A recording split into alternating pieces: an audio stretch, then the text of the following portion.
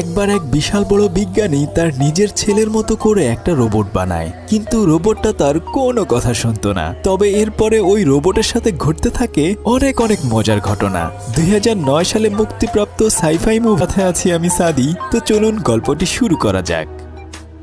সময়টা প্রায় 2101 সাল, যখন সারা পৃথিবী দূষিত হয়ে গিয়েছে, তাই এখন কোনো মানুষ পৃথিবীতে বাস করতে পারে না। সেজন্য বিজ্ঞানীরা একটা মেট্রো সিটি তৈরি করেছে, আর এই বিশাল সিটি পৃথিবী থেকে উপরে ভাসমান অবস্থায় রয়েছে, যেখানে সমস্ত কাজকর্ম রোবটের সাহায্যে করানো হয়। আসলে টেকনোলজি এত বেশি উন্নত হয়ে গেছে যে রোবটের সাহায্যে মানুষ সমস্ত ধরনের কাজকর্ম করিয়ে নেয়। রাস্তায় কোথাও কোনো ময়লা থাকলে সেগুলো রোবট পরিষ্কার করে ফেলে। শুধু তাই নয়, খাবার পরিবেশন করা, বাজার করা, ঘরবাড়ি বানানো সব কাজই আসলে রোবট দিয়েই করানো হয়। রোবটরাই মানুষের সবচেয়ে কাছের বন্ধু হয়ে গেছে। তবে এই মেট্রো সিটি বানানোর পেছনে বিজ্ঞানী ডক্টর টেনমার অবদান সবচেয়ে বেশি। আসলে সে আধুনিক রোবোটিক্সের জনক। ডক্টর টেনমারের একটা আদরের ছেলে রয়েছে, যার নাম টবি। সেও তার বাবার মতো অনেক বেশি মেধাবী।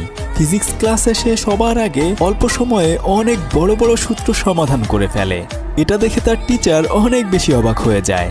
টবি ওখান থেকে চলে গেলে টিচার তার স্কোর চেক করে দেখতে পায় যে সে 100-তে 100 পেয়েছে। যাই হোক, টবি স্কুল থেকে বের হওয়ার সাথে সাথে অরিন নামে একটা রোবট তাকে বাড়িতে নেওয়ার জন্য আসে। সে যখন গাড়ির ভিতরে ওঠে, ঠিক তখনই হলোগ্রাফিক ইমেজের মাধ্যমে তার বাবা তার সাথে কথা বলতে থাকে। সে তার বাবাকে বলতে থাকে, বাবা জানো, আজকে আমি পরীক্ষায় 100-তে 100 পেয়েছি। তখন তার বাবা তাকে নিয়ে অনেক গর্ববোধ করে।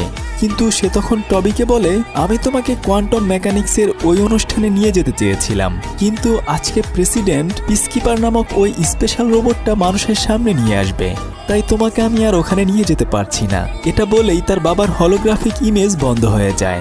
কিন্তু একথা শুনে টবির অনেক বেশি মন খারাপ হয়ে যায়, কেননা সেও পিসকিপার নামক ওই রোবটটিকে দেখতে যাচ্ছিল। আর তাছাড়া নতুন রোবট দেখার জন্য তার মন উতলা হয়ে যায়। তাই সে তখন রোবট অরিনকে বলে বিজ্ঞান মন্ত্রণালয়ে যাওয়ার জন্য। কিন্তু রোবটটা তার কোনো কথা শুনে না, বরং উল্টো বলে, তোমার বাবা বলেছে তোমাকে স্কুল থেকে বাড়িতে নিয়ে যাওয়ার জন্য। আমি তার কথা অমান্য করতে পারি না, তাই সে টবির কথা শোনে না।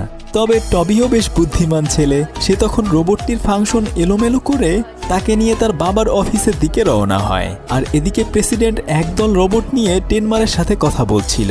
আসলে তারা একটা স্পেশাল রোবট তৈরি করেছে, যেটা তারা সেনাবাহিনীর কাজে ব্যবহার করতে চায়। কিন্তু কিছুক্ষণ পরেই পেছন থেকে টবি তার বাবাকে ডাক দেয়। তাকে দেখেই তার বাবা অনেক বেশি রেগে যায়। কিন্তু প্রেসিডেন্ট বলে, আরে ও ছোট মানুষ, ওকে আমাদের সাথে আসতে দাও, আর বড় হয়ে ও তোমার মতো একজন বিজ্ঞানী হবে। তবে কিছু